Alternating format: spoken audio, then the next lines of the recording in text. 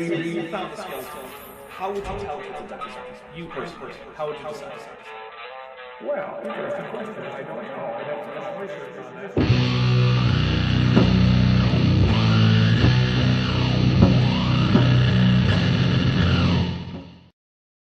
Hey everybody, welcome to the second annual Cambrian Bunny Awards. I'm here, of course, with the same panel that was on the nomination show, Jordan from Reason to Doubt and Dr. Dan, Creation Myths. How are you guys? Honored to be here. It is a privilege. I'm just thrilled. I'm so happy. I put on a tie. I tied it all fancy. Yes. My instructions for today was that today required a tie or a gown. Those are the same dress rules that we had last time. I'm hoping that at some point someone is gonna go for the gown option. It hasn't happened yet, but maybe find you guys a good tailor or seamstress. Is that what we need to find for you? A seamstress? I think a seamstress would be more likely to make a gown. Yeah. Okay. Like I don't know all the rules about the garment industry. I'm not up on the garment industry lingo. A seams person. Seams person? Seems person. Okay. Yeah, that might be it. Seems person. Okay. Well, yeah, we'll figure out a seems person for you guys for at least one of you, right? Because I mean, look, it's easy enough for a dinosaur to get a tie on, but like a whole gown is going to be a pretty big hassle. Because like at least dinosaurs have necks, but like the whole like where do you put the tail? Does the tail go through the bottom of the gown, or like is there a separate hole for the tail and then the legs go through the rest of the gown? Like it's very complicated. That's why I don't wear pants. Because I don't know the answer to that question either. So, yeah. But I did wear a tie, as I usually do. So, guys, I think most people here probably know why we're here. But just in case, let's talk about this. So, last year, or I guess probably the year before that, right? I thought, there aren't enough award shows to give, let's say, excellence awards to the creationists who are out there, right? Like they don't win enough awards.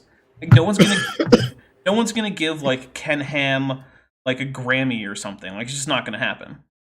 Although I did find out that Kent Hovind does have an IMDb page, so you never know. Look, once they take over the culture. Well, until then. Look, you don't know who's going to be the next EGOT once they succeed. I mean, this is true. Yeah, they are obviously winning the culture war. It's very, very clear. That's why everyone's becoming much more macho, and we're all rejecting trans rights. And I'm pretty sure most of us are just not quite ready to round up all the gay people, but we're getting there, right? That's where society's going. Clearly, we're clearly losing the culture war over here, boys. So yeah, until then, we're going to be the ones who make up for the deficit in Creationist Awards.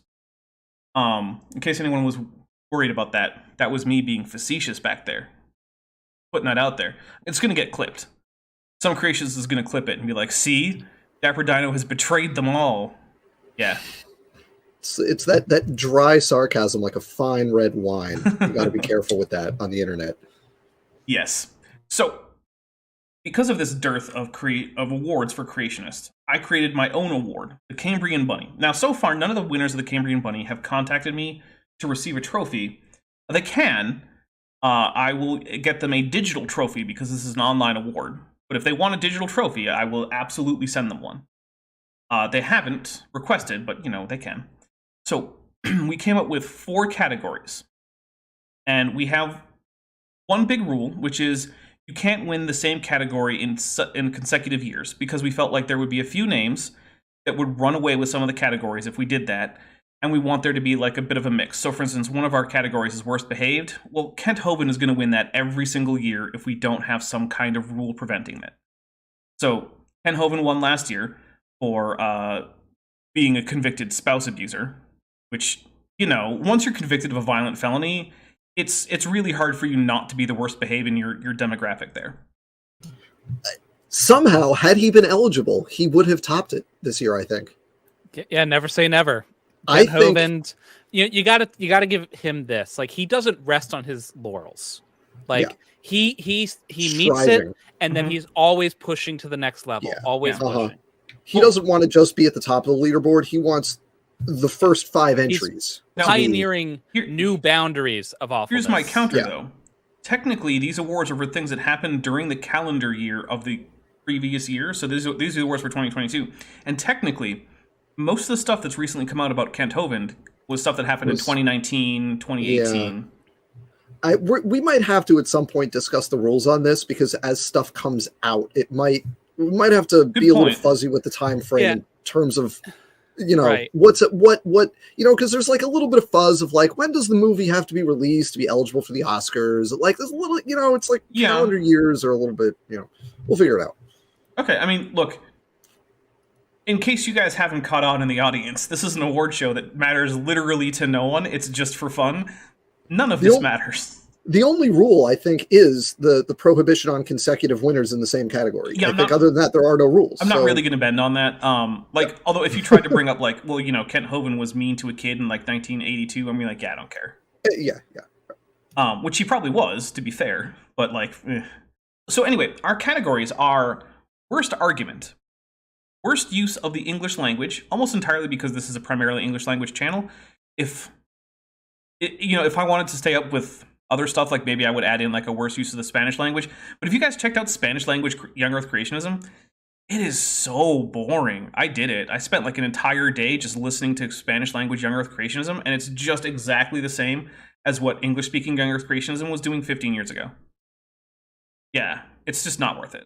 I was thinking like, I could put up some subtitles, I could respond to the Spanish language content in case there's anything new. No, wasn't worth it. Anyway, then we have worst behaved, which of course, the only reason it's not Kent Hovind every year is the rule. Yeah, that's the Kent alternating years award. Yeah, we might Kent Hovind award for terrible behavior is what that is. Once he wins it a second time, I might just rename it to the Kent Hovind award. I mean, it might be Kent Hovind award for worst behaved creationist. So it's very clear what it's for. But anyway, we also have best overall, because I don't want this to just be like a mean hate fest. There are creationists out there who I genuinely like and think that they're good people. I don't agree with them, and I think they have, questionable methodology when it comes to assessing claims in science. However, that's not the only thing that's important to me. There are other things that are important to me. We have a member chat. Savage Cobra Official, who's been a member for 3 months and is at the ambient level, says, should we open up the Lifetime Achievement Award for Worst Behaved Creationist for not Dr. Hovind? Well, so, I mean, he's old enough for a Lifetime Achievement Award, right? I mean, I think he turned 70 this past year. So, yeah, I mean, that's certainly a possibility. Yeah, we could just give him a Lifetime Achievement Award. But I want to see him win at least one more award on the show before we really give him a Lifetime Achievement Award. He's got to earn it. I'm sure he will. Oh, yeah, no. I'm sure he will earn it. Yeah, I'm not too worried until about that. Next year. Yeah. All right, so guys, let's take a look at worst argument. So to remind everyone who was nominated for worst argument, I'm going to take a look. So we actually had 2 Nathaniel Jeansons for different arguments, because for worst argument, it's the argument that's nominated and not necessarily the person. So we had Nathaniel Jeanson for... Now, we're just going to announce the runner-up, right? Our runner-up for worst argument of 2022 in Young Earth Creationism is Jeanson for wonky stuff before the flood to explain why his genetics work doesn't make any sense at all.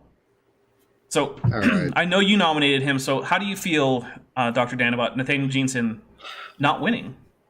Well, we don't know if he didn't win yet. We don't know. Or how about your nomination not winning? My nominee did not win. He has another entry here, and his other entry is a strong contender. It is. This field, look, this year, the field for this particular award was absolutely stacked this year. So while I'm disappointed that Dr. Jeanson explaining his completely bananas interpretation of an unrooted phylogenetic tree for all of humanity, as well, you're right. Speaking to me, he said this. He said, your objections are correct, but there could have been some wonky things pre-flood that led to the pattern that we observe. I'm disappointed that that did not win, because that is just the nerve it takes to say that with a straight face to somebody is amazing. Yeah. But I understand that the field for this one was just absolutely stacked. This was an all-star team of bad arguments, so I can be disappointed, but I can't be mad. Jeanson doesn't do it with a straight face, though. His face is definitely kind of crooked and like pretentious at all times. Like, yeah, he doesn't. Yeah, that's a fair point. His face. He doesn't have a poker face. Like, he knows he's BSing as he's saying it, and his face it just says that. Like, I know, but I don't care. Yeah, you're right. So, Silver Harlow, who's been a member for 11 months, wow, thank you, at the Tetchprod level, says, worst abuse of the creationist native language. So here's the problem with that. I don't want to have to sift through, like, German and Portuguese and, like, Spanish and French and all these languages. I've already had to sift through Portuguese and Spanish in the past, like, 12 months in terms of young Earth creationism. I'm fine with not expanding how much non-English young Earth creationist content above and beyond that I'm sifting through. And in case you guys don't know, I don't know Portuguese, right? I'm like checking, like, hey, what's like the typical like difference between Spanish and Portuguese in written, so I can kind of like back translate it to Spanish and then try to figure out what the Spanish means that I'm trying to glean from the like, it's terrible. Plus, like, it's not just you who has to do this. Like, the people nominating people right also would need to like expand, and you don't want me to try to stumble my way through any other language but English. Yeah, exactly. So is everyone ready for the winner? Tell us who wins. All right. The winner for the worst argument from a young Earth creationist in 2022 is Donnie SFT for no heat problem because of fission tracks. And here's a great thing. I was worried that the Jeanson vote would be split. It is split. However, even combined, SFT still would win. So SFT ran away with this one. Jordan, why don't you tell us about how it feels for your nominee to have won, why you think they deserved it. Just let us know how all that great stuff. Yeah, so this one I think is long overdue because SFT gets a lot of notice on our various channels, but he's more of a facilitator of bad arguments. He's like a platform. He's like Atlas, like the world's worst Atlas, holding up bad arguments right on his shoulders. This was a rare moment where SFT stepped out. He went out there on his own and he put forward an argument himself, and I think that deserves recognition. It does. It's so rare. I mean, he really is just... Like, there's different levels of parasitism in young Earth creationism. Like, the top level are the guys who are like Nathaniel Jeanson. It's like, well, I'm not going to go sequence DNA myself, but, like, I am going to get it from the primary literature, which, he'll hold up a ruler to a figure. Yeah, it's... But then we get, like, a level down where we get, like, stuff where, like, oh, you're going to take a look at, like, the papers and the answers research journal. You're going to synthesize something out of that. And then way down at the bottom, we just have like Donnie, who's like, you know what? I don't care if it's internally consistent with other things I've said. I don't care who's saying it. I don't care what kind of sense it makes. I don't care what kinds of corrections have been issued by creationists even. Doesn't even have to be a fully formed sentence. Right. It just has to, I have to be able to claim it's an argument. If it makes me emotionally feel like maybe I'm more right, then we're just going to take it. We'll just go with it. Honestly, I think that's giving it too much credit, though. I think that what the threshold is, will my audience click this video if I say that this argument destroys evolutionism? That is That is one of the things about his channel that is the craziest to me, is that he'll do like 8 or 9 videos, all titled something absurdly hyperbolic, and it's like, okay, so is this the real time that evolution is going to be 100% absolutely destroyed? No room left for atheism?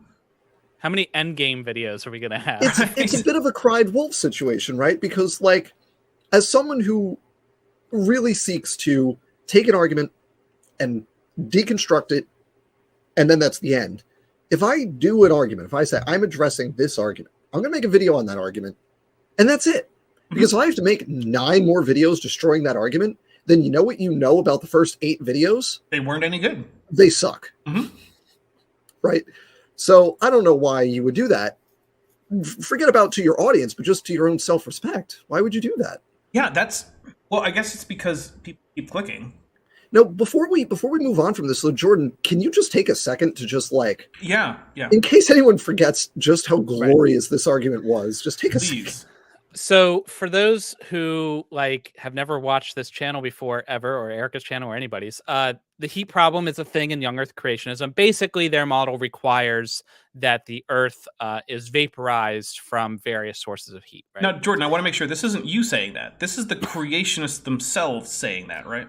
Correct. I've done math to substantiate this and put figures to it, but creationists themselves recognize this as a problem. Okay. So this isn't just some evil atheist who's coming up with something. This is a known problem for young Earth creationists, right? And so they're always looking for the mechanisms by which to remove all this heat. Now, Donnie, SFT, noticed that there are defects in rock, things like fission tracks and radio halos. I won't go into what those are, but the point is they are damage to the rock. And the thing that's interesting about that is if the rock heats up above a certain level, it anneals, it heals itself, it goes away. So that means that the heat never got above that level. And so Donnie's argument was oh, the heat never got above that level. Guess there's a solution then. There was never a heat problem. Checkmate, atheists. When in fact, the actual conclusion to reach from that is that therefore there was never ridiculously high heat. Therefore, the flood models don't work. Right. Therefore, you don't have an explanation for a flood. Just confirmed all your flood models. It's I don't know. I'm struggling to think of an analogy for an argument. He really outdid himself. Like this kind of defies any kind of comparison. It's literally taking the evidence that he's wrong and just saying, I reject the implication of this evidence. I would prefer if I were right. Well, here's a good analogy. Something else happens. You'll see flat earthers who will take the Michelson-Morley experiment, which was an experiment to detect the ether wind, because presumably Earth would have an ether wind, then finding that there was none, then say, aha, that means not that there's no ether, but that Earth must be stationary in regards to the ether. It's oh, is that what that means? Okay, well, sure, we'll just throw out all the other models, including the entire model that the entire experiment was based on. We don't need that. That's whatever. I guess, sure, that means the Earth is stationary. That's the real takeaway from Michelson-Morley. Or is it Michelson-Morley? I don't know. I've heard it both ways. I've always heard Michelson, but pronunciations are suggestions. I don't know. Yeah, except it's someone's name and they say it's this way, but other than that, because I feel like there must still be people with that name, right? They probably say it a particular way. Yeah. I don't know, because those were last names. It wasn't hi, my name is Michelson Smith or something like that. Yeah. Right. I don't know. Okay. Well, chat, if you happen to know anyone with the name Michelson or maybe Michelson, let me know. Preferably with the International Phonetic Alphabet, which actually, I had someone send me the pronunciation of their name in chat in the International Phonetic Alphabet the other day, and I was very happy about that because that's pretty great. Guys, we're going to take a second to do a quick IPA rant. The International Phonetic Alphabet is the most useful thing for ever telling anyone how to pronounce anything. Everyone should be familiar with at least the parts of the IPA that are used for their language. And it's not that hard to do. Also, dictionaries are moving to the IPA as one of their pronunciation standards because it's objective across the book. Everyone has the same IPA. And even if you're a foreign learner of a language, that will still work for you. Because a lot of English pronunciation guides depend on English orthography, which is already nonsense. So International Phonetic Alphabet. Learn it. Love it. It's great. Anyway. Okay. Are you guys ready? So what's our next category? Our next category is worst use of the English language. Now, we had 2 strong contenders here. The runner-up for worst use of the English language by a young Earth creationist in 2022 is Gabriella Haynes / Andrew Snelling. Now, we have the / Andrew Snelling because her bad use of the English language can at least be partially excused by the fact that her first language is Portuguese. But Andrew Snelling gets in there because he's the chief editor for the Answers Research Journal, which means he should have caught the numerous misspellings, typos, punctuation errors, formatting errors, lack of italicization on foreign words, capitalization errors that were just riddled through the Gabriella Haynes Archaeopteryx paper. And honestly, I think the Archaeopteryx paper could have been a contender for worst argument, except that I thought that Jeanson's mutation rate just is the substitution rate was worse. Because, yeah, that paper was really bad. I went over it, I think, in one part, but it was a long, like, 3-hour stream or something on my channel, and yeah, it was bad. In fact, you can ask Vishanti. She was there. She was there with me. I made her suffer. And she's in the chat. I have to say that I'm glad, even though it didn't win, I'm glad this one got nominated, because I am shocked that such a prestigious journal would suffer this kind of lack of oversight and this kind of mistake. Yeah. And so I think it's really important to highlight these kind of very rare mistakes that this journal has made so that we can really drive it to the next level of quality. Yeah, well, I'm sure that in the coming year that the Answers Research Journal will redouble their efforts at peer review, because, you know, they have one paleontologist, I think, on staff at AIG, and it's the woman who wrote the paper. I'm not sure what they're going to do. I think that it's safe to say they will not only redouble, they will quintuple their zero effort. Right. In fact, they'll multiply it by infinity. I feel confident in saying that. All right. So, now our winner for worst use of the English language. And I know that's not really all that much suspense, since there were only 2 nominees. But you know what? I'll bet most of my audience doesn't remember who the other nominee is. So this actually is suspenseful for them, see? I'm not in suspense. I know the answer, but yeah. Tell everybody. Well, the answer, after I read this membership milestone chat, because Dr. Tapioca Weasel has been a member for 12 months and is at the diabsid level. And he has sent a Dapper Dino emoji, a Kent emoji, an absurdly obscene number of pelagic tunicate emojis, a Godzilla emoji, a Mothra emoji, a Ghidorah emoji, a citation needed emoji, a drink emoji, another Kent emoji, and then also says, woot, smash that like button on top of all the emojis. And I will take you up on that drink there. You know, I hate pelagic tunicates, and I made a pelagic tunicate emoji just as like a joke, and now everyone spams it. It's the worst thing ever. It's the worst thing I've ever done. It does. No, it's not, because it gives people another way to say the AIG phrase. That's because true. of the shape of the emoji. So they Johnny Rapine for $5 says, the IPA, do you want Esperanto? Because that's how you get Esperanto. I mean, look, it's how you get a few different Oxlangs. And, I mean, there are worse Oxlangs than Esperanto. At least it's not Volapuk. I don't want that. As long as it's not Volapuk, or however it's supposed to be pronounced, because I'm not looking it up, because it's Volapuk. No one cares. And I just realized that no one else on my panel even has a clue what I'm talking about. Those are words. You're saying words. I'm not. I believe they're words only because I trust Dapper as a source, not because I know that they're words. One of these days, I'll have to give you like an overview of the history of constructed auxiliary international languages. I would appreciate that. No, you wouldn't. You would find sounds it boring like as hell. That would happen. I would do that for you, Dapper. Okay. Don't underestimate me, Dapper. You have no idea the degree to which I will sink to find things interesting. Fair enough. All right? Well, anyway, the winner for worst use of the English language is Randy Galuza of the Institute for Creation Research. Dan, tell us more. So, Dr. Randy Galuza has this wonderful idea called continuous environmental tracking that basically is an alternative mechanism of adaptation to natural selection. The reason for this is that his position and ICR's position, because he is the president, CEO, something, he's in charge of ICR now. And basically his rationale is that if you accept natural selection, there's no real barrier then stopping you from accepting evolutionary theory writ large. It is a completely unstoppable slippery slope between just the most basic mechanisms of evolution and the idea of, as some of our young Earth friends might say, fish to fisherman evolution. And here's the funny thing about that. That might be the only thing in the world where I agree with Randy Galuza. There is no difference. Once you accept that the basic mechanisms of evolution, like mutation, genetic drift, and natural selection occur, you're going to get large scale, last universal common ancestor to everything that's alive today, evolution. I agree. Well, I agree with him. obviously, we know that that's not correct, though.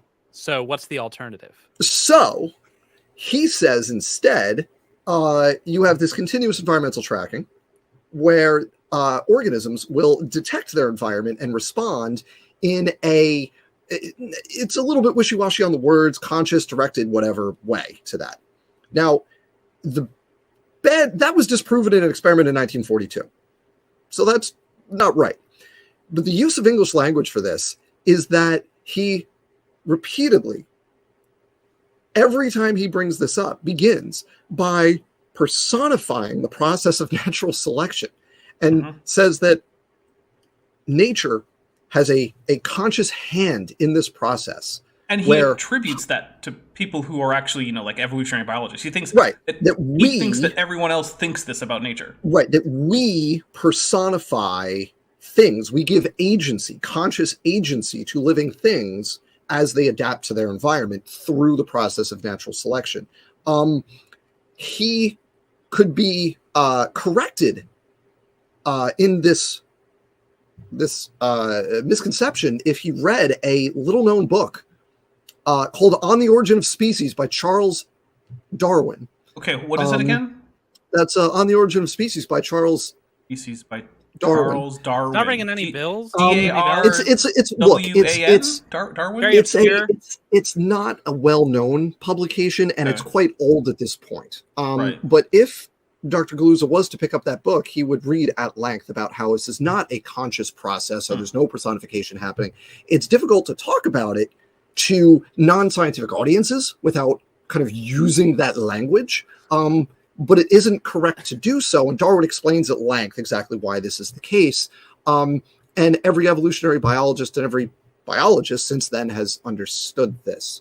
So does he think, like, if somebody says, man, my car decided to break down today, does Galuza say, actually, your car doesn't have agency, so I don't know why you're talking like that? Basically, yeah. I mean, if you wanted to be consistent, he would have to, Yeah, he thinks like, snakes were like, damn, I don't have any arms, so I can't hang on to my prey. Better evolve some venom to paralyze them, right?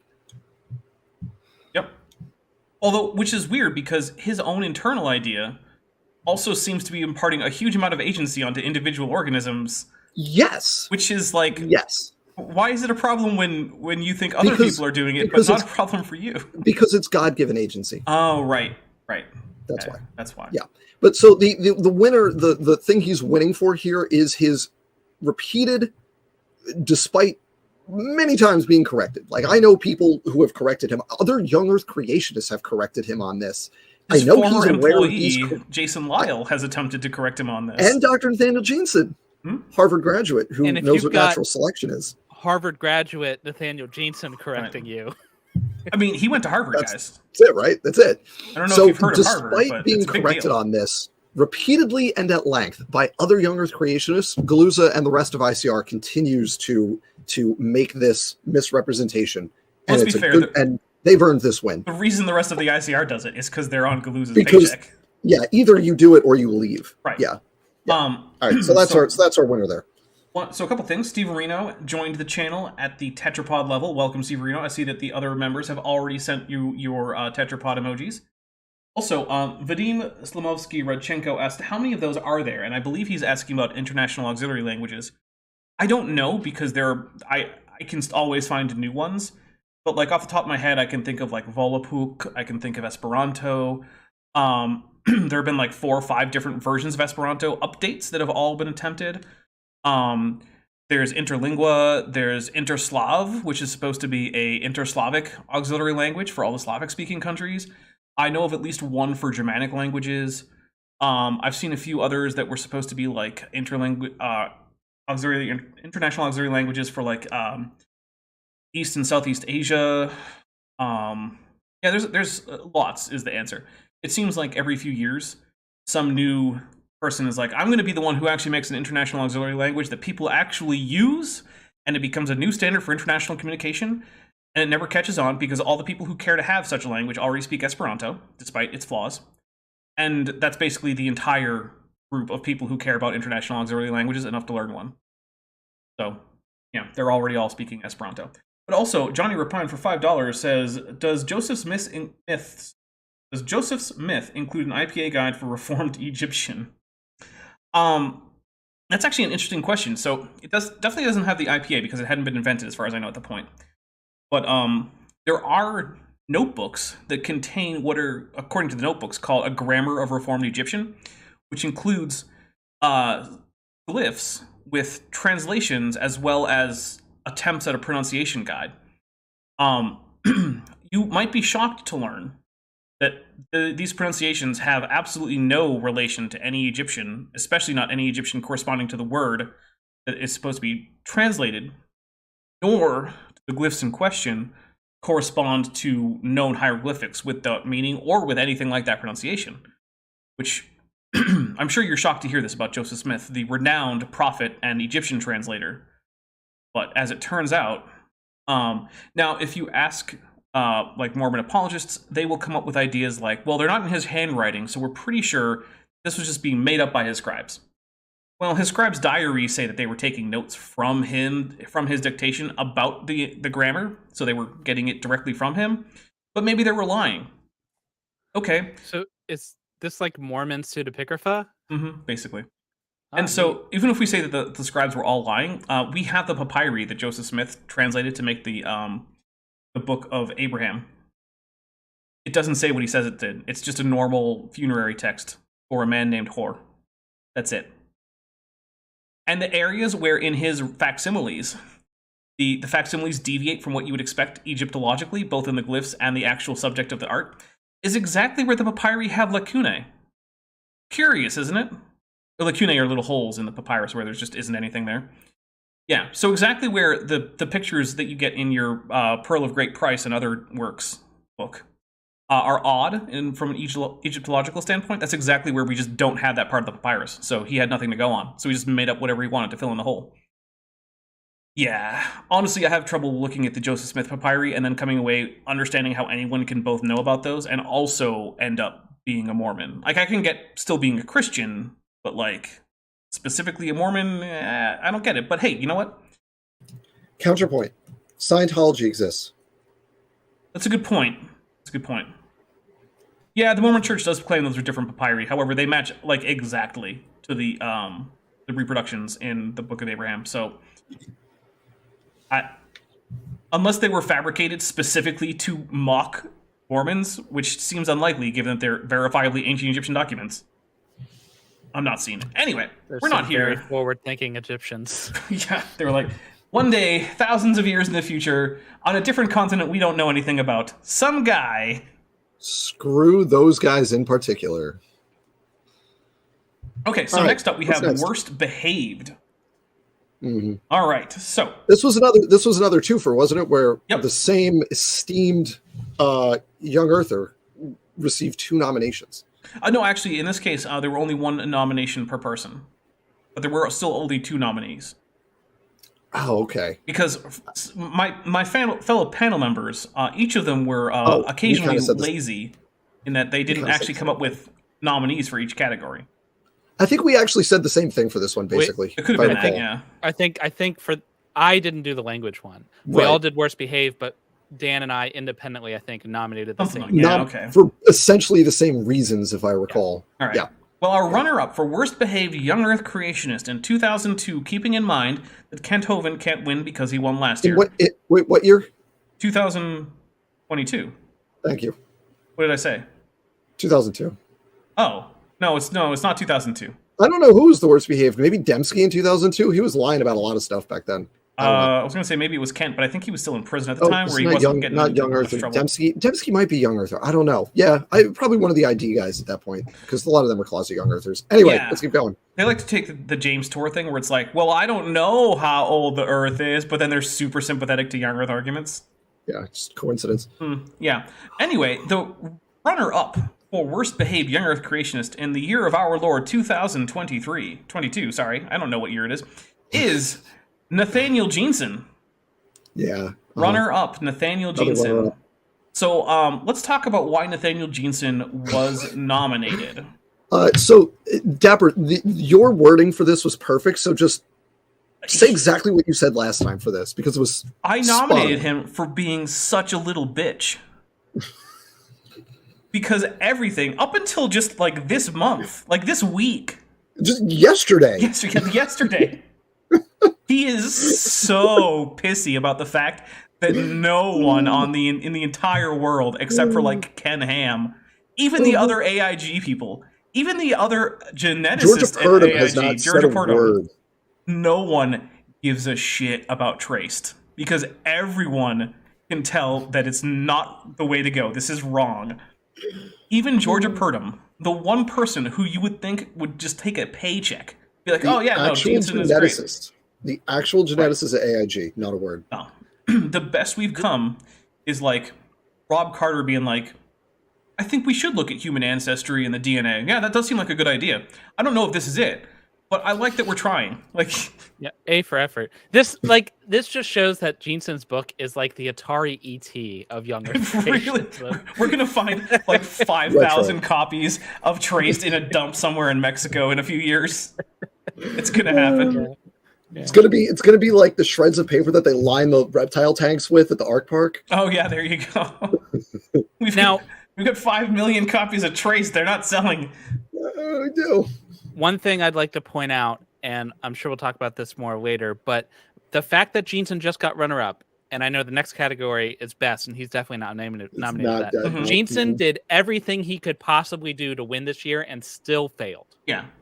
He didn't win, did he? He didn't win a single. Not a single man, that thing. sucks This is so hard. Banner year for Jeanson, and he sucks so much he can't even win an award for sucking.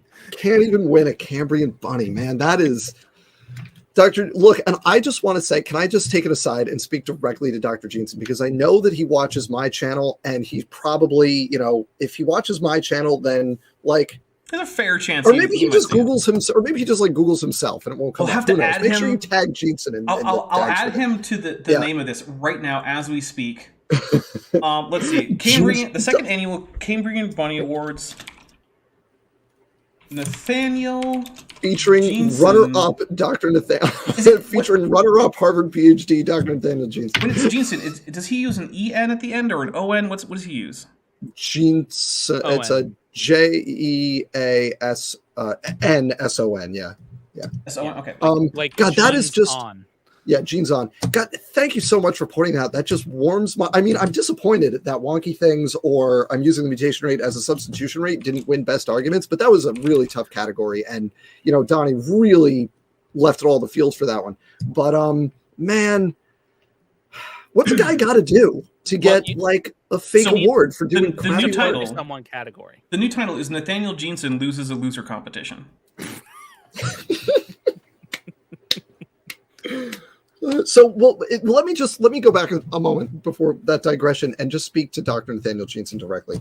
What was I going to say to Dr. Nathaniel Jeanson a minute ago? Before While we you went think down about it, we have a super chat. $5 Yeah. from Johnny Rapine says, as the devil, yeah, we, CC. It's all a bunch of nonsense. Everyone speaks English anyhow, and if they don't, they ought to. I mean, it's a good language to know, but like, I mean, just this year, I've had cause to read literature in other languages, including a paleontology paper in Portuguese. Sorry, go ahead. Let me take a moment to speak directly to Dr. Jeanson, if you happen to watch this, which I suspect you might, because your name is now in the title of the video. Mm-hmm. And what I hope happens is you Control F in the transcript for yourself. Yes, you, Nathaniel Jeanson. Control F to find your name in the transcript. Find your name in the transcript. Nathaniel Jeanson. Because Dr. Jeanson, I know you had high hopes for 2022, and it didn't pan out the way you expected. Or maybe you didn't expect it to pan out the way you hoped. But I know it didn't pan out the way you hoped. And I know this because you've been behaving like a little bitch in every video since that book came out. But here's what you need to do.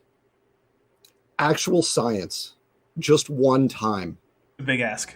And here's a second big ask. Come on my channel. I'd love to have you for a conversation. I've had lots of your colleagues on, and we've all had lovely chats. I think that might be the key. I think that the problem that Jeanson is running into is he's spread himself too thin, and he's going in on too many categories that have stiff competition. There's a lot of competition for worst argument and for worst behaved. You know, where there isn't a lot of competition though is best overall. And I think if he does those things, if he does this strategic pivot to being a scientist for one hot second, for once in his effing life, he might be able to net that. You know, I will make this commitment here and now for all the world to see. Wow. If Jeanson comes on my channel, I will nominate him for Best Creationist next year in the Cambrian Bunnies. Well, Nathaniel Jeanson, the man whose name is Nathaniel Jeanson, who might search for his name, Nathaniel Jeanson. You know he control Fs. You know he checks the index of every book. You know he does it. I'm not disagreeing at all. So yeah, hey, big challenge. It's going to be a pretty easy best overall nomination. I can't guarantee you the win. You know, there's a lot of. I mean, not a lot, but there is competition. No, that's not a. I mean, Sal. I think was Sal or Kurt Wise, whoever it is, will be eligible again next year. So you know, yeah. All right. Well. All right. Speaking of, now we have not announced the winner of worst behaved. Now, there's only 2 nominees, so everyone should know who it is. Yeah, right. We haven't. But I'm guessing that most people have forgotten who the nominees were because most of the voting happened in the first couple weeks, and it's been a bit over a month. So, of course, the winner for Worst Behaved Young Earth Creationist in the year of our Lord 2022, that's, you know, MMXXII, if you're doing the Roman numerals, right? The winner is Ken Ham, whom I can say with high confidence is not a werewolf. High confidence on that one. Okay. All right. Very, very confident that he is in fact not a werewolf, despite appearances to the contrary. Oh, okay. Because he looks kind of like a werewolf. You know, I didn't think about that until you just mentioned it, and now that's all I'm ever going to be able to see. It's just all you're going to see. It's true. There's 2 things he looks like: either the actual missing link or a werewolf. His hair is perfect. It is. All right, so now I believe this was a Dan nominee. It was Ken Ham. This is both of us. Yeah. This is both of us. Okay. Yeah. So, here's what I'm going to say. I'm going to go pour some vanilla-flavored vodka and some ice and some cola into this glass, while you two winning nominators? I'm not really sure what the word is. I don't know. Nomini. Nomini. We'll go with nomini. Well, you two nomini discuss this real quick, and I get myself a fresh beverage. So, have at it. Mods are asleep. Drop the F-bomb. Right. So, worst behaved Ken Ham. This has been coming. This is a strategic shift on the case of Ham because he's kind of moved away from the whole creationism thing. This has been a long time coming because that's really positioned him to do the topic that he really wanted, which was to just be the world's worst human being to marginalized groups. That's what he's really been building up to this whole time. And so this year, or last year, I should say, he got this nomination, specific from me anyway, for being so bigoted that he managed to be more bigoted than Donald J. Trump. He managed to, he went on a stage to call out Trump for not being hateful enough because Mar-a-Lago had a gay wedding or something. Yeah. And that was my rationale was basically the same, is that it was under Cam's Nope, his name's Cam now. Under Ken Ham's direction in the last year, AIG has gone all in on the culture war. And to see this, you just have to watch their weekly little panel news thing that they do. And every week there's 3 of them. Normally one of them is from their science staff, but even the science staff people are just going all in on the transphobia and the moral panic over what if your kid in elementary school is a gay teacher and he mentions that he has a husband and it's just nonstop this propaganda coming from AIG. And we make light of it because it's they're clearly losing the culture war and are very upset over it. And as the polite way to say it is, as generational turnover continues apace, that the pace of that losing is only going to accelerate as Gen Z, ages into the voting population. But it actually does do a lot of real world harm. And like Ken Ham, as Jordan said, is a genuinely despicable human being who is using his position of great power in some communities to just like double down on doing harm to already marginalized communities of people. And like, screw that guy. He's the worst. I think even if Kent Hovind had been eligible, I would have put Ham above Hovind. I think that an argument could be made in terms of scale. In terms of scale, right? Yeah. Hovind's like terrible things have harmed a small number of people a great deal, Yeah. whereas Ham's culture war does demonstrable harm to a very wide swath of people. And so, you know, it's hard to say the what direct the harm to math any out. given person from Ham is probably lower, but like just the sheer number of people. And it builds an environment of harm. Exactly. Yeah. It builds a just a community where it's okay to accuse all trans people or the entire queer community of being groomers and pedophiles, right? Where that's just like a thing. And if you follow the logic of that, then like, well, you need to defend people from them, right? And so it's this, rather than, like you said, Kent is acute harm to specific people, whereas Ken is creating an environment that not just facilitates but justifies harm to a huge number of people. Can we make that's not a hypothetical, the whole pedophile connection, right? Because he went on stage and there was a graphic behind him that was listing bad things and gender issues, which is just a dog whistle for trans, and gay marriage were put on par as equivalent harms with pedophilia.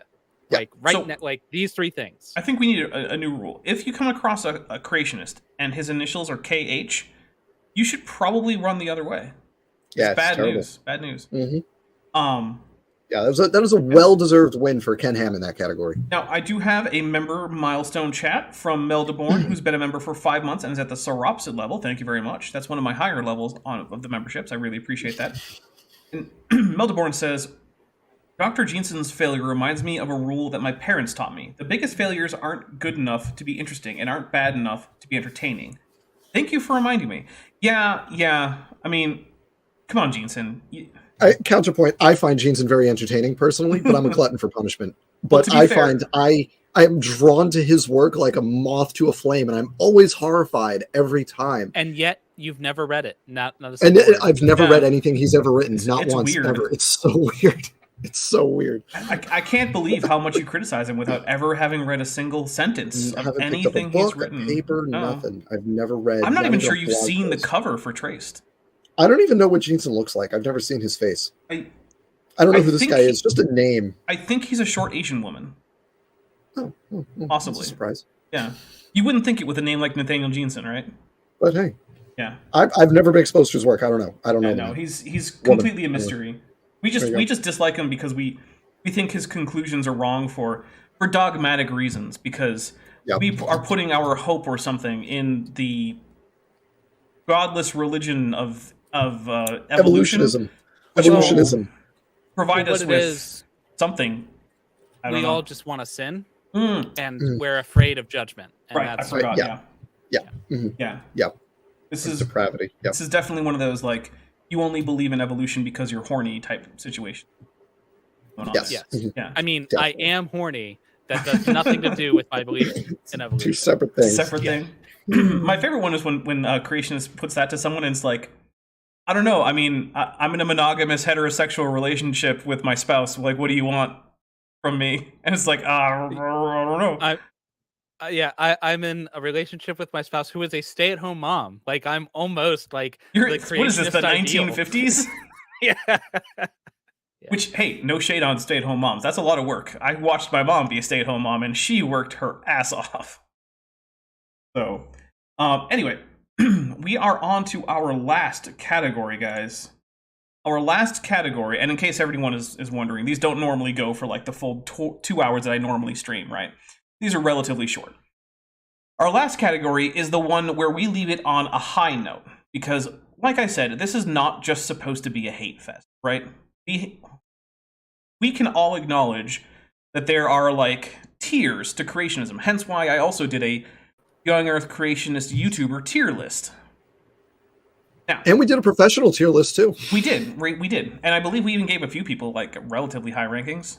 We did. It's it's on a curve, but yeah. Well, yeah. Also, Dapper, I'm sorry to interrupt, but can I just say that this is not a hate fest. In case it's not clear to everybody, I am deeply, deeply appreciative for Dr. Nathaniel Jeanson's continued existence and work. I just want to make that clear to everybody, including Dr. Jeanson, if you're watching. Dr. Dan Appreciate your work. Is the president, scribe, and treasurer of the Jeanson fan club. Look, I think Nathaniel Jeanson is someone that you can be a big fan of, the same way like you're a fan of like Michael Scott, right? You're like, oh, I love this guy. Not for the reasons he would want me to, but for entirely different reasons. Yeah. Oh, by the way, you're muted right now, Dr. Dan. That was on purpose. Oh, okay. That was so you could talk. All right, so best overall Young Earth Creationist 2022 runner-up is Rebecca from Bread of Life. And I want to say this was the closest race by far, as well as the most voted in. These two were off. The winner and the runner-up were off by a single like last time I checked. I'm going to double check right now. Yeah, it was 27 to 26. So this is a really close race. So Rebecca from Bread of Life, she's probably not the most prominent of the Young Earth Creationists, but she was nominated for an important reason, which was that, contra to Ken Ham, she made a big statement on her YouTube channel about why she was an LGBTQ affirming Christian and why you should be one too if you're a Christian. And she caught a whole heck of a lot of flack for it. And in fact, I actually caught a little bit of flack for promoting her statement about this on my channel because I appreciate it. Because how dare you? How dare you commend anything any creationist says anywhere? It's unacceptable for me to be appreciative of the good things that a Young Earth Creationist has done. It's not okay. I'll say that even though this was not my nomination, I did vote for Rebecca to win because that's like personal risk. Yeah. Yeah, no, I think I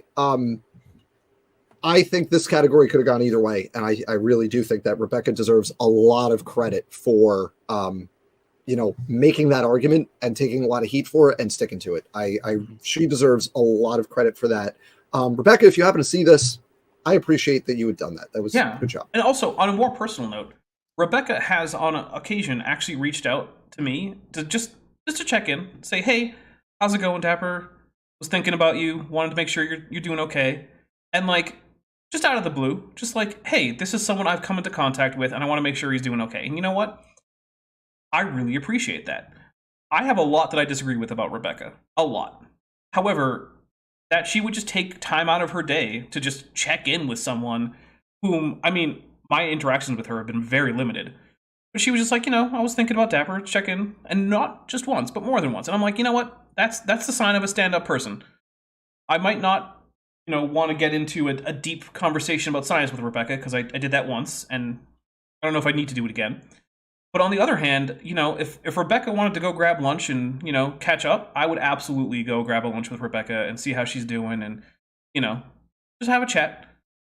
Which is not something I can say about a lot of the people on this list. I would not go get lunch with Randy Galuza or Nathaniel Jeanson or Ken Ham or Donnie.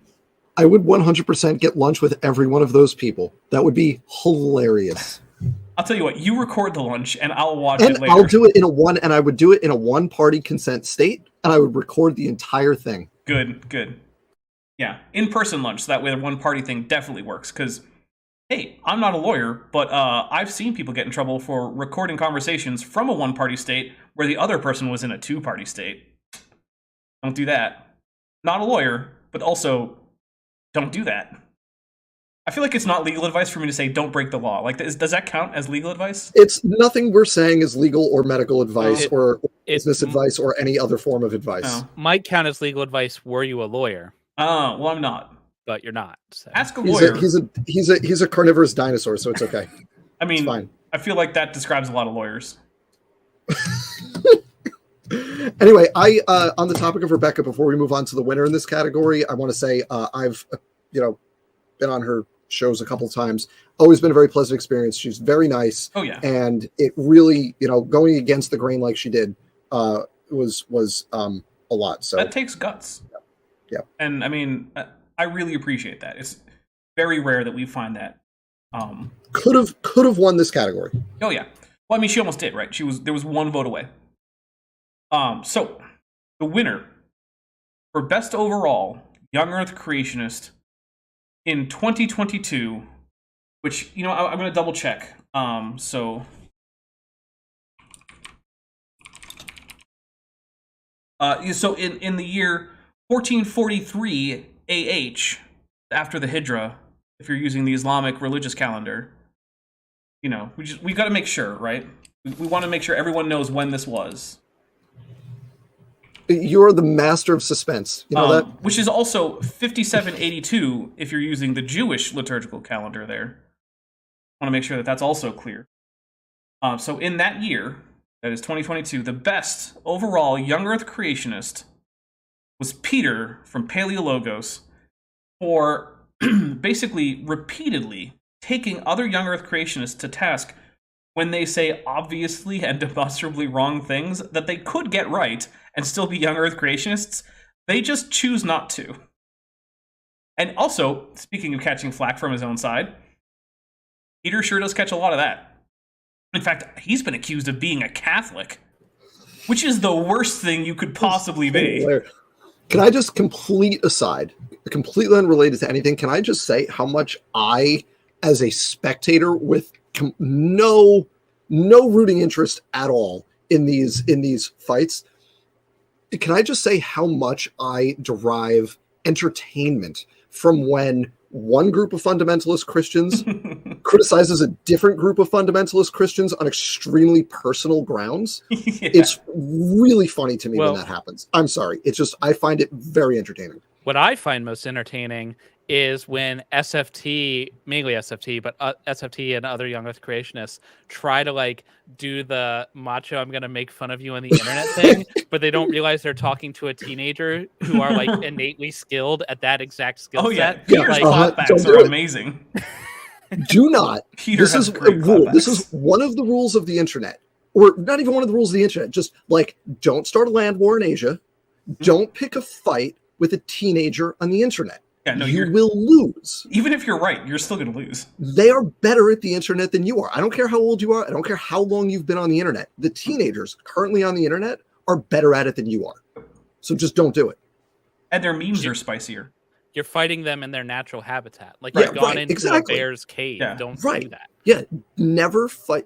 Don't fight a land war in Asia. Don't fight a teenager on the internet. You merely adopted the internet. I was born into it. Right, exactly. Yeah, exactly. Yeah, that's exactly what's happening there. 100%. And yeah, that's Peter's. It's, and he'll often respond to Donnie being Donnie with a Bible verse or something. Yes. And it's very pointed. It's really entertaining to watch that. Yeah, I do love that because there's so many young Earth creationists who run afoul of pretty basic "Hey, don't be a dick" Bible verses. Because it turns out there's actually a fair few of those.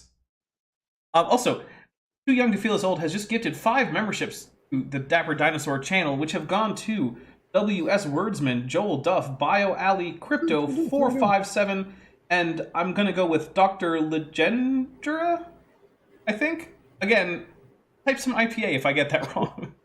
It's Legendre. I don't know. Legendre? I'm not sure.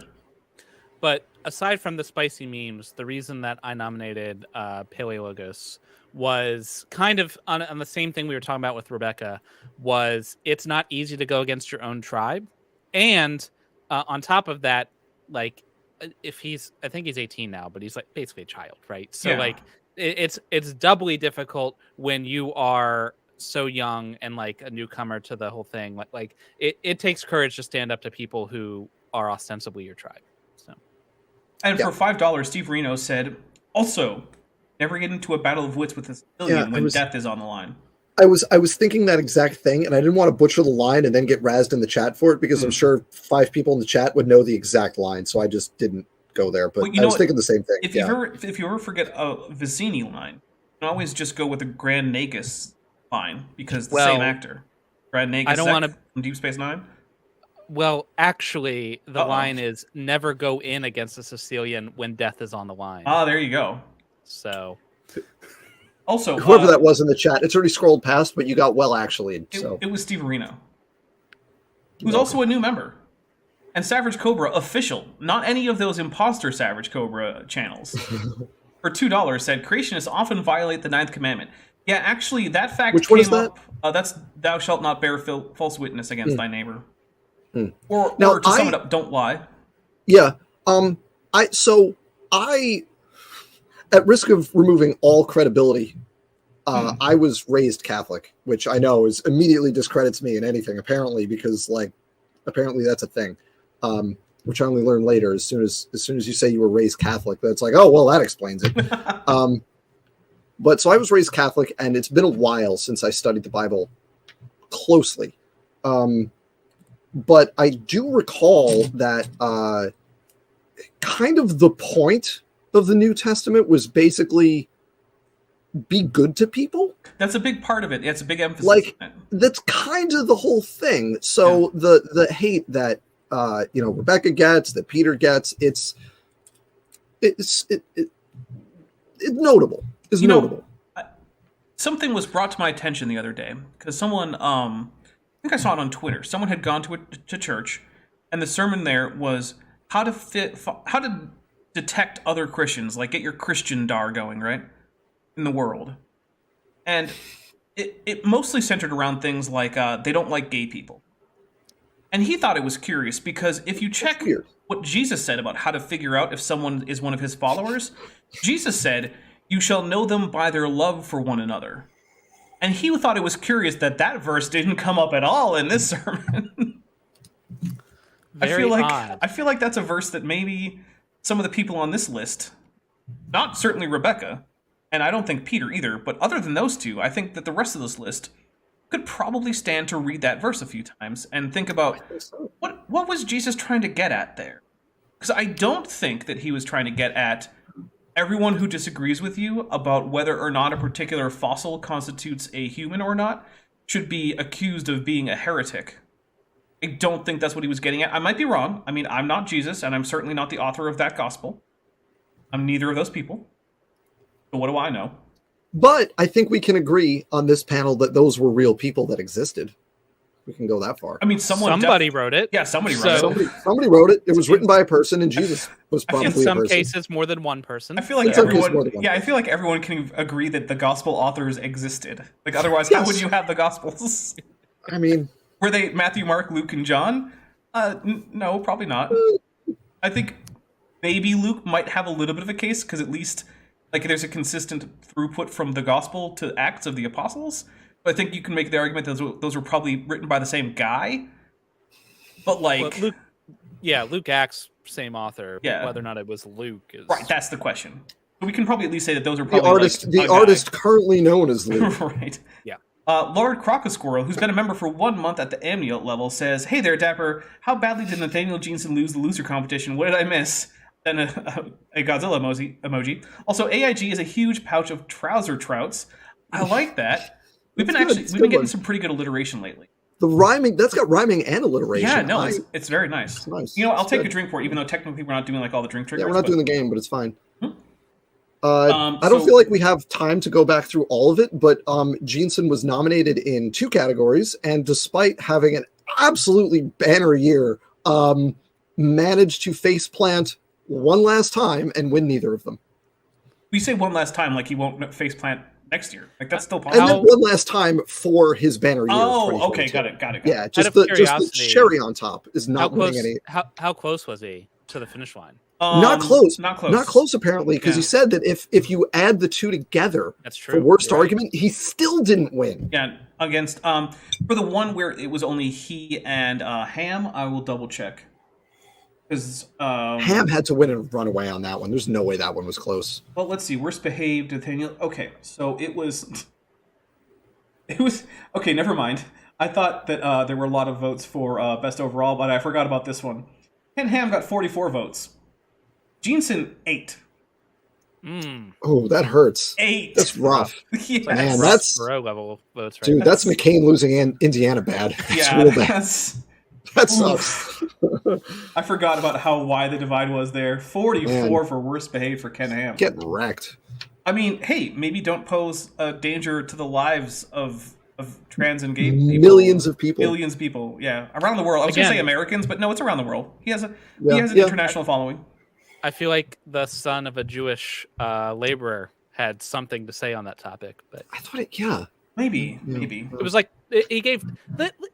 There are two rules. It's so simple. Jesus distilled the entire law into 2 rules. And you missed up one of them. What are you doing? Yeah. Oh, well. Anyway, so Peter was primarily, I think, chosen for his willingness to call out other creations. Like, how many videos has he made just last year saying, hey, guys, stop getting hominins wrong.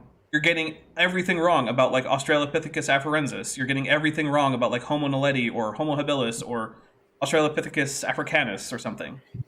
What I said when we nominated him was that he is unlike many young Earth creationists, whether they are credentialed or not on YouTube or primarily not, like many of our friends who we've referenced tonight in one way or the other. Unlike virtually all of the other people we have referenced tonight, Peter makes a genuine and obvious effort to be factually accurate in the presentations he makes. And that right there puts him, like, starting with, I am only going to say things that are verifiably accurate. Starting there puts him head and shoulders above the vast majority of young Earth creationists. Yeah, I mean... and so that's why I had nominated Whether or him. not he succeeds, he is clearly putting in an honest He's making the effort to make that, like, the starting point of... He's doing the thing you asked Jeanson to do. Well, I asked Jeanson to, like, I can't say it without swearing, I don't think. Okay, look, earlier today, when you asked Jeanson, hey, just do some science. Start there. Yeah. But, like, Jeanson, but there's a difference, because Peter, right now, as far as we know, is an undergraduate, and relatively recently started an undergraduate. Jeanson, let us remember, has a PhD from Harvard University, which a place you may have heard of. Now, little known university. As far as we know, is Peter going to Harvard? You may. I actually don't know. I don't know. I mean, if he's not, then it probably doesn't count, right? Yeah, it doesn't count. So you have to, but there's a difference in, like, standards to which you have to hold people based on that. So, like, Jeanson, clearly making no effort to be factually accurate and stick to, I honestly think he's making a concerted effort to be inaccurate. I think he's lying. I think that's true. I want to read real quick a super chat. Yeah. Velvet Magenta for $20 US said, thank you all for supporting the super secret cosmo-paleogenetic new trans world order. Well, you're welcome. Yo, don't tell everybody about it. Yeah, now I don't count as a shill anymore. Come on, man. Yeah. We're like, how many days out from the black helicopters? You're just going to spill the beans in a super chat? Like, what are we doing? Be careful. I'm going to have loose to lips. I'm going to have to call HR. Ships. I'm going to have to call HR to still get my shill check. Look, this is the way that these world-spanning things, we have secret plans, but it's vitally important that we leave clues for people to be able to follow to the plan. Because Alex Jones is going to figure it out if we're not more careful. Oh, okay. Speaking of Alex Jones, Dapper, we're gonna talk about this off air. No, hold on. Can we just quick say that Kent Hovind's defense of his child abusing friend was, well, I mean, he even worked with Alex Jones. Like, that was part of it. Like, he even gave his footage to Alex Jones. It's a shame we couldn't nominate that man this year. In Alex Jones's defense, we have found the floor. We have found the point where like Alex Jones says, we have discovered the basement, and the basement was openly endorsing Hitler. Like, yeah, that's true. Congrats to Alex Jones. He won't openly endorse Hitler. Goodness. I just want to say, you just almost verbatim did the famous tweet issuing a correction. Whatever it is, you don't have to hand it to ISIS. Like, that is a running gag. You do not, under any circumstances, I think was the wording, have to hand it. Well, guys, let's say congratulations to our winners, which is, for Worst Argument 2022, Standing for Truth, Donnie Deals. Well earned. Well done, sir. It took a lot of work to pry that trophy from Jeanson's hands, but he did it. And you know what? Props. Yeah, there's nothing like looking at the thing that completely falsifies every single position you've taken on a topic, and then say, well, I guess I'm right then. There you go. That's it. All right. Congratulations to Randy Galuza, the president of the or is he president, chairman? President, I'll look it up real fast. Great leader. The great leader of the Institution for Creation Research for worst use of the English language, because nothing says I can't read. President. There you go. President of the Institute for Creation Research. Because nothing says I can't read quite so much as looking at like literally everything about a topic, saying, hey, this does not imply any kind of agency on nature. And then saying, see, they're turning nature into a god by personifying it. Just amazing. Congratulations to Ken Ham, who, again, I can say with relatively high confidence, is not a werewolf. And I want to make that very clear. I do not think that Ken Ham is a werewolf. Just putting it out there. Because being a werewolf is not why he won that award. No. Being an asshole is why he won that award. He didn't win it for being a werewolf because, as far as I can tell, he probably isn't one. Right. Okay. But Ken Ham, well done for being the worst behaved creationist in 2022 for actively endangering the health and safety of millions of people around the world. Millions of people who are, already not in the most secure position in many, many places. Places where, maybe it's illegal for them to be them. And they could face, execution.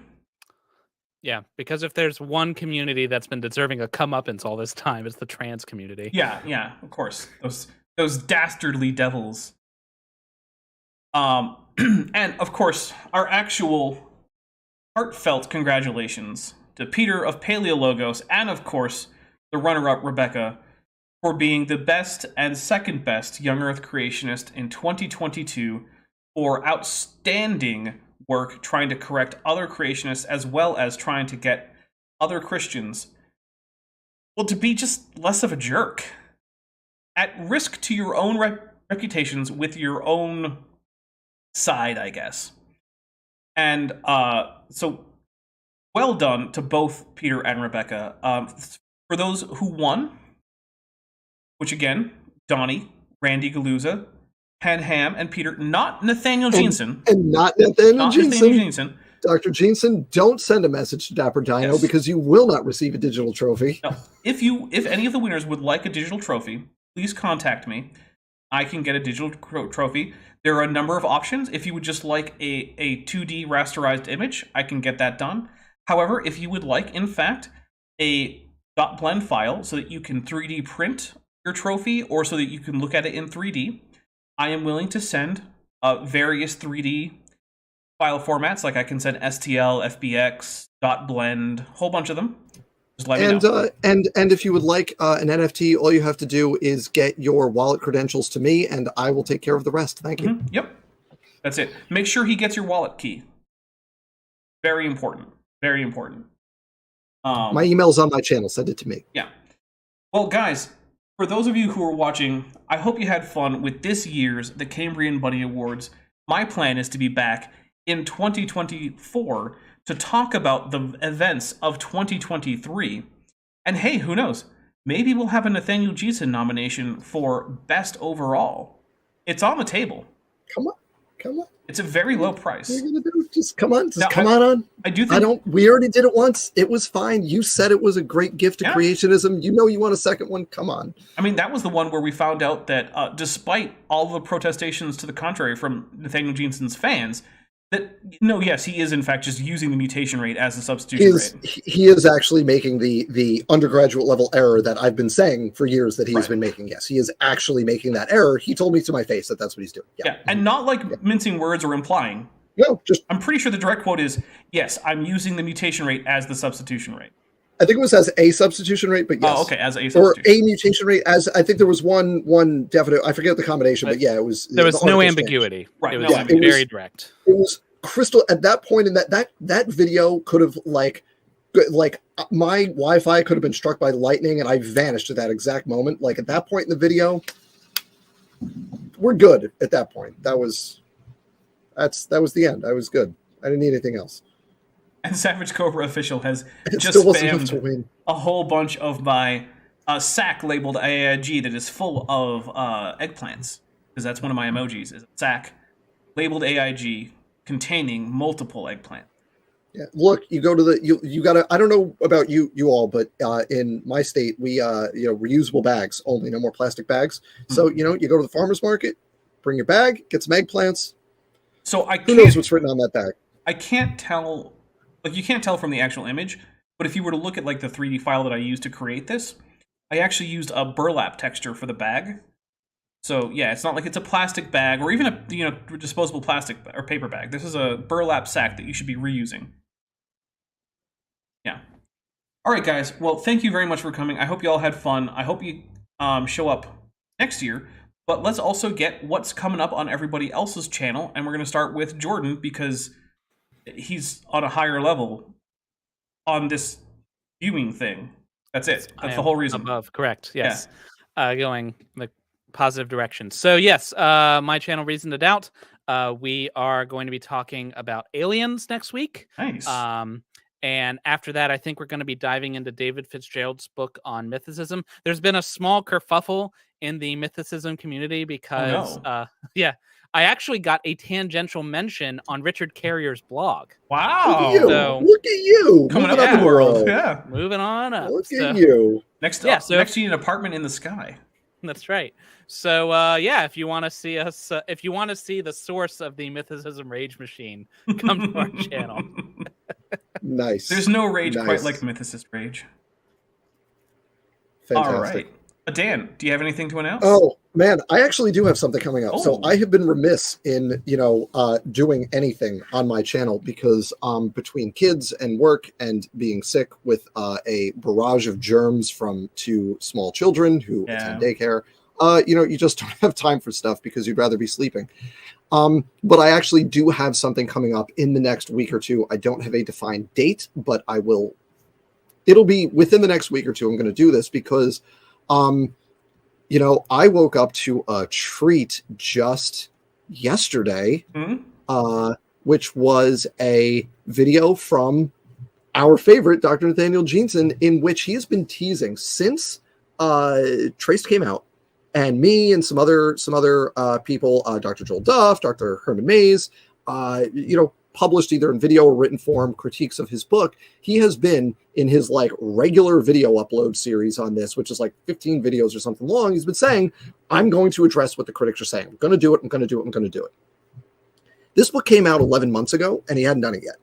So I was worried it wasn't going to happen. And then what do we get as we record this? It was yesterday. This video came out. We got our 36-minute response to critics. And 25 minutes in, he finally gets around to mentioning the 3 people that I just mentioned, me and Dr. Duff and Dr. Mays. There's not an ounce of fat on this video. Would you say that lean? It was 36 minutes long, and it took 25 minutes to get to the actual critics he is addressing. Yes, that's... So, yes. Dan, would you say that he continued to be what I called a little bitch in this video? Yes, he continues to be, and I will use your words, a little bitch.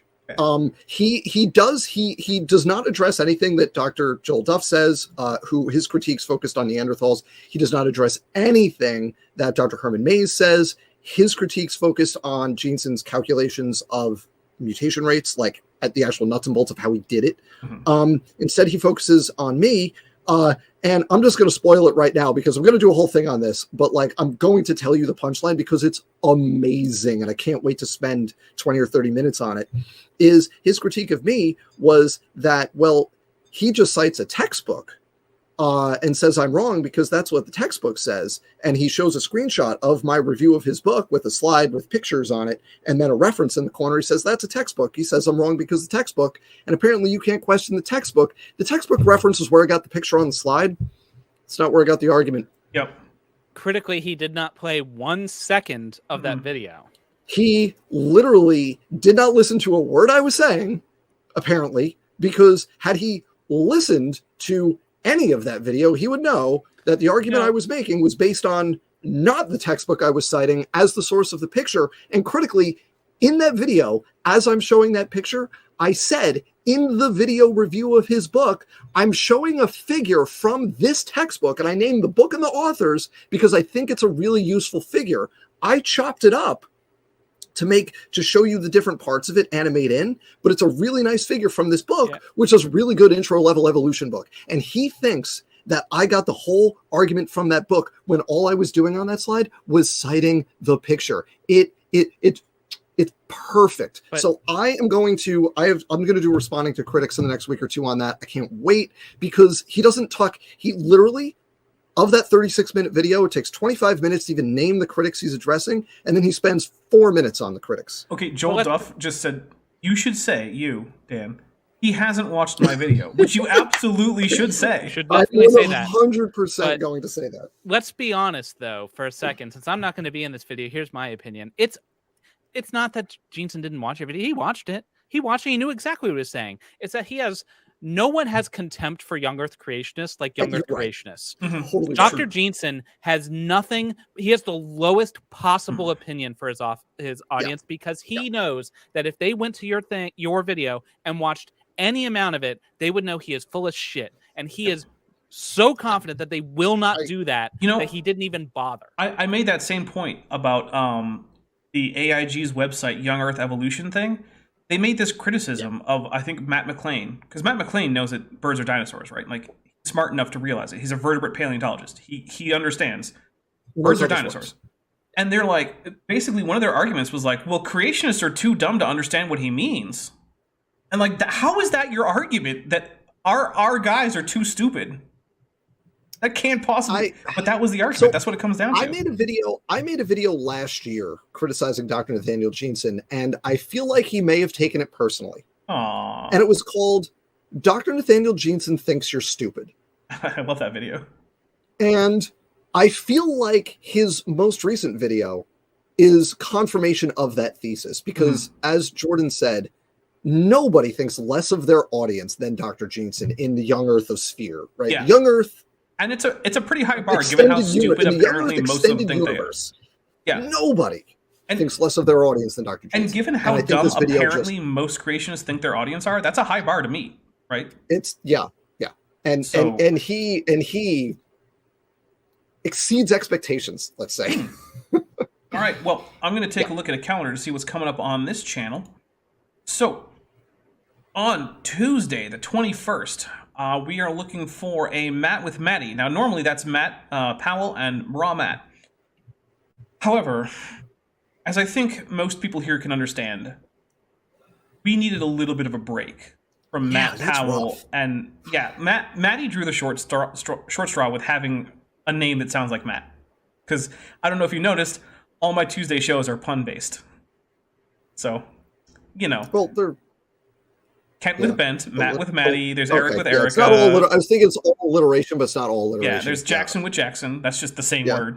It was great. Yeah. So, they're all pun-based. And Matty really drew the short straw with Matt. However, we've gone to a Matt McLean video.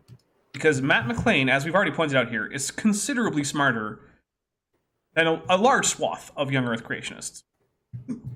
For one thing, he knows why birds are dinosaurs in a taxonomic sense, right? He knows that birds are dinosaurs the same way that whales are mammals.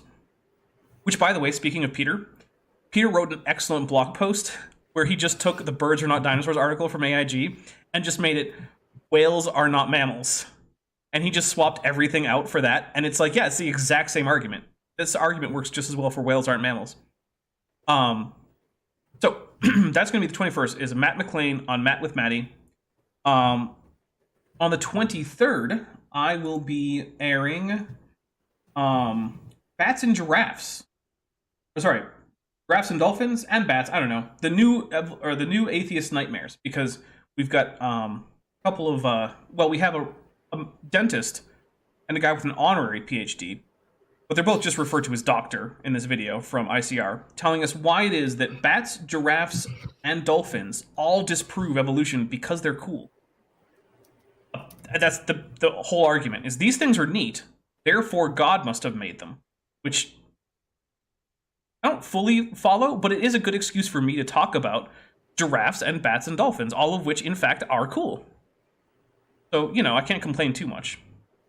Then on the 25th, it looks like I'm going to be having a conversation with a young Earth creationist whose name I have, Jeremy. His name is Jeremy. It's going to be on this channel with Jackson Wheat, who is, we're sort of like the have a cordial chat with some random creationist like duo. One of the things we do. Can I just say, every one of those has been an absolute delight. Thank you. And also extremely frustrating. Yes. The last one was amazing. Look, I've always had. And if anyone fun hasn't on watched them. it, go watch it. It was great. Yeah, I've always had fun on them. However, in every one, somewhere around like the hour to somewhere around like 45 to like an hour and 15, I have to get myself a drink, like a stiff drink. You can eat through the avatar. You can see your brain break at like the 70-minute mark. Yeah, every time. Yeah. So that's going to be on the 25th. This is actually someone I'm also in contact with on Facebook, and seems like a nice enough guy. Seems like a personal person who will have a cordial conversation with. On the 28th, we should be doing Jackson with Jackson. And then on the 3rd, we're going to be finishing up that thing about, gee willikers, this animal sure is neat, guys. Trilogy, which is going to be with some other set of animals. I don't know. I don't want to look it up. So that's on the... Look, I counted. I'm like 20 videos ahead. So if you're like a channel member or a patron, there's like 20 videos of mine that you can just watch. There's hours of Dapper Dino content that's currently unreleased. And then I have no idea what's happening on the 4th. Maybe it's just going to be a Dapper Reacts, because Vishanti does owe us a stream where she's wearing her feathery ear cuff. So, gotta make sure we get another one of those in.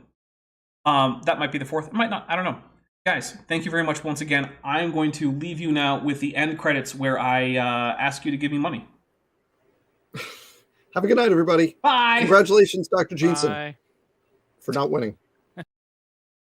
Thanks for watching, but before you go, I just want to say a special thank you to my channel members and my patrons, especially those pledging $20 or above. Bob Knob, Work in Progress, Bent Hovind, Tapioca Weasel, Danny5252, Ian Chen, Landon Knoll, Mabbity Babbity, San, Sphincter of Doom, The Venerable Bede, Elleran Teller, Dr. Tapioca Weasel, and Pat L. Dennis. As you probably know, YouTube is a very volatile platform, and from month to month my income on the channel can swing wildly. But the people you see on screen are directly supporting, so that I don't have to worry too much about that, and the channel can keep going as it is, and perhaps even improving. If you'd like to join this team, there are links below to join the channel or in the description to join the Patreon. The Patreon starts as low as $1 a month, and the channel memberships start as low as $1.99 a month. On Patreon, you can even get a discount for pledging annually. If you do decide to pledge, you'll get access to an exclusive Discord server just for channel supporters, as well as early access to all of my pre-recorded videos, often up to 2 months in advance. Higher tiers will unlock even better perks. Now, if an annual or monthly pledge isn't right for you, but you still want to support the channel, there is a merch store down in the description, as well as an Amazon wishlist, just for me. And if financial support isn't something you can or want to do, then if you still want to help out the channel, please just like and share these videos and make sure you comment on them. It really helps the channel out. Thanks again for watching.